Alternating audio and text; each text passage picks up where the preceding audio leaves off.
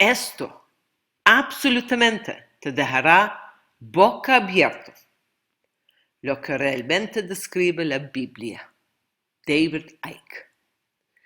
En mi opinión, Kristin y Jean Nolan, los fundadores de Inspired Channel, crearon un vídeo perfecto. John entrevistó a David Icke en diciembre de 2021.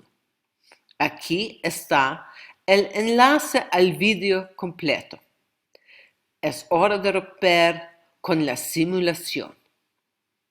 El 3 de enero de 2024, David Icke volvió a publicar la versión corta, perfecta, creada por Inspired. Una vez que lo vi, me impulsó a traducirlo al francés y al español. Le pido que comparta ampliamente esta información crucial. David Icke ha sido mi mejor maestro durante los últimos 22 años. Por mucho que aprecio las enseñanzas de Aurobindo y la Madre, o incluso de Ghis, doctora Ghislaine Lanctôt, ellos no tenían el vocabulario ni la experiencia de vida que tenemos a nuestra disposición hoy. Debido al llamado avance tecnológico, ahora tenemos las analogías y la experiencia de la realidad virtual para describir cuál es nuestra realidad. Nunca volverás a ver la Biblia y la historia de la humanidad bajo la misma luz. Esta es una interpretación alucinante del Génesis, Adán y Eva y los escritos gnósticos.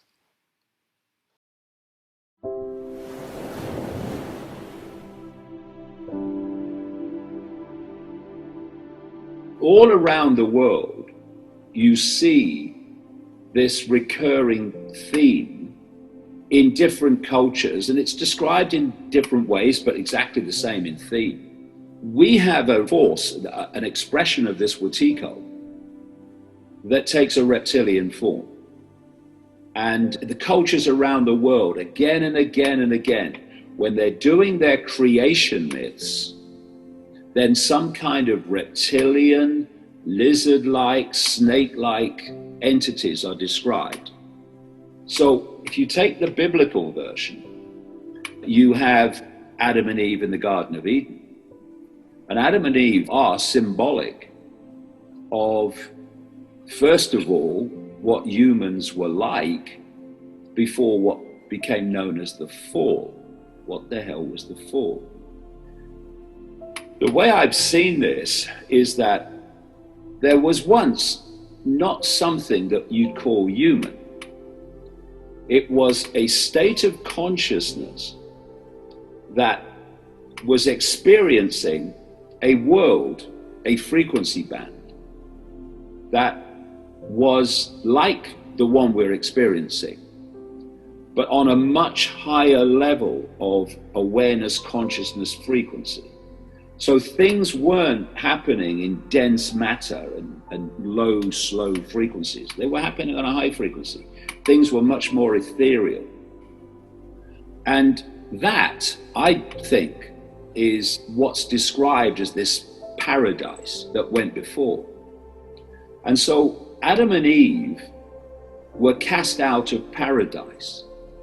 What does that mean, I would suggest?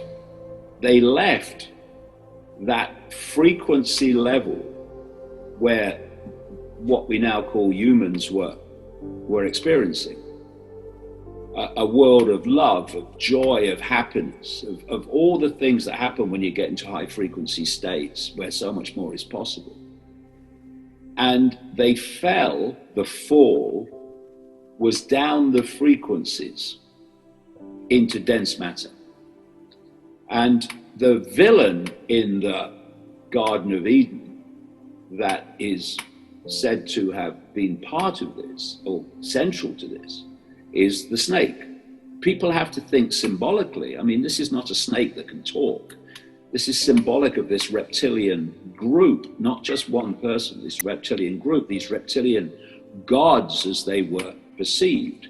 And they fell down the frequencies, Adam and Eve, symbolic of what's now humanity, because they gained the knowledge of good and evil.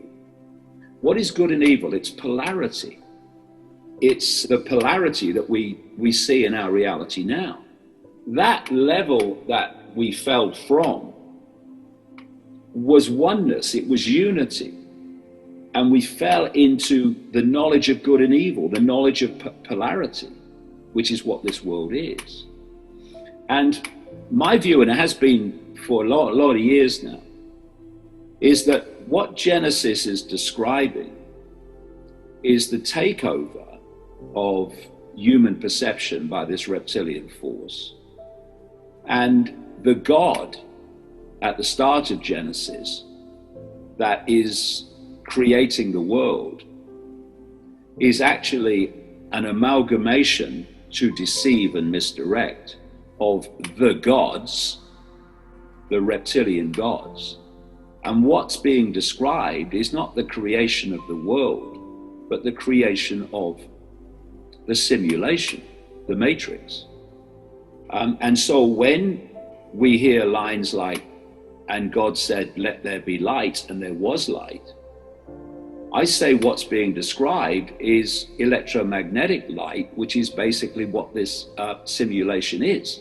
And I said just after the turn of the millennium that this is a simulation, and the walls of it, certainly at our level anyway, are the speed of light, which is not the fastest speed possible. That's a joke. We're dealing with all possibility here. That's the fastest speed possible. It's a joke. It's the speed of the matrix of the simulation. And there was an article in Scientific American in April of this year where some academic said, we live in a simulation and the walls of the simulation are the speed of light. And he was relating the speed of light in simulation terms to the processing speed.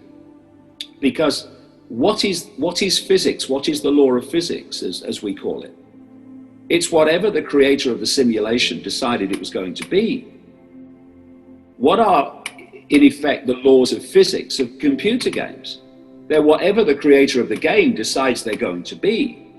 But as this article pointed out, you can create the laws within your game, but you're still going to be limited by the processing speed you're dealing with. And that's why the speed of light is this faster speed. That's why when people have near-death experiences, they leave the body, which is locking us into the simulation through the five senses, and they experience a totally different version of physics, where past, present, and future all kind of happen at once in the same now.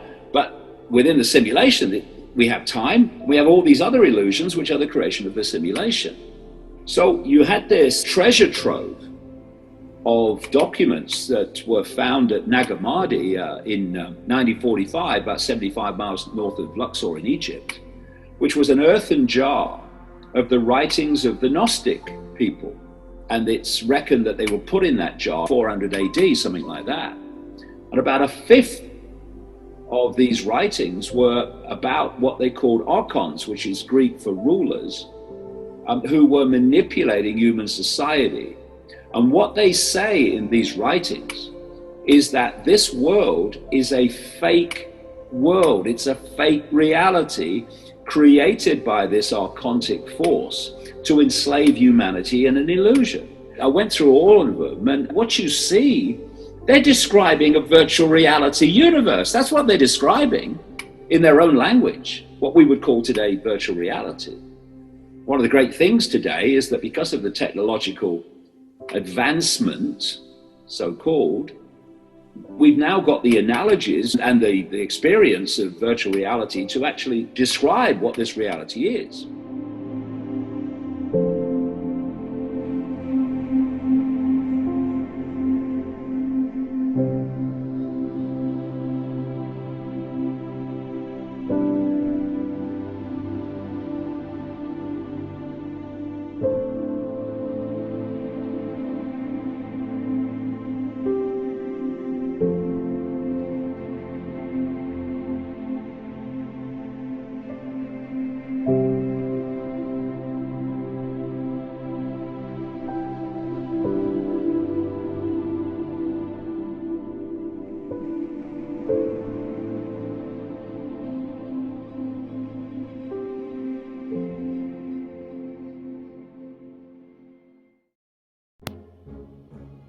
Alegrémonos, porque la locura que estamos viviendo es una ilusión que está obligando a más y más personas a despertar. Sin embargo, debemos tener compasión por aquellos que son incapaces de despertar, porque las inyecciones de ARNM han creado una separación del alma individual. La única manera de salir de la ilusión es mediante el incumplimiento absoluto. Los valientes han elegido conscientemente salir de la ilusión y continuarán su evolución de conciencia en la espiral ascendente de cristal. Sé que mi experiencia en la cárcel fue una bendición porque me obligó a dejar Canadá y lo que se percibía como una vida perfecta de una dentista muy exitosa y madre de 2 hijos maravillosos. Accedí al coraje que había dentro de mí, me abandoné a mi alma y salté a lo completamente desconocido.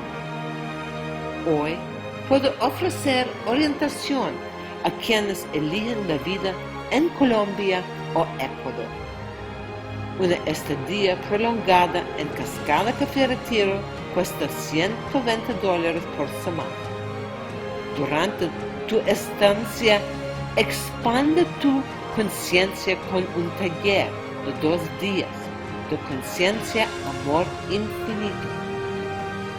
¿Quién soy yo y qué demonios he venido a hacer en esta tierra? Realizarme. Aprende sobre la milagrosa nuez de Sacha Inchi.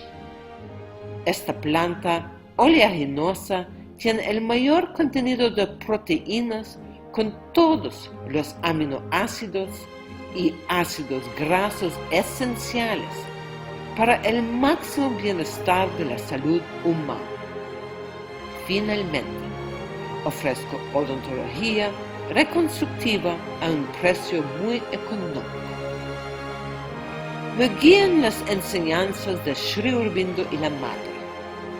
Desde el 29 de febrero de 1956, la supermente ha estado operativa en la Tierra como un poder evolutivo activo. Una nueva fase de evolución ha comenzado en medio del colapso del viejo mundo. La conciencia, amor infinito, es una invitación a participar en una aventura de conciencia sin precedentes. ¿Te unirás a nosotros? Amor infinito.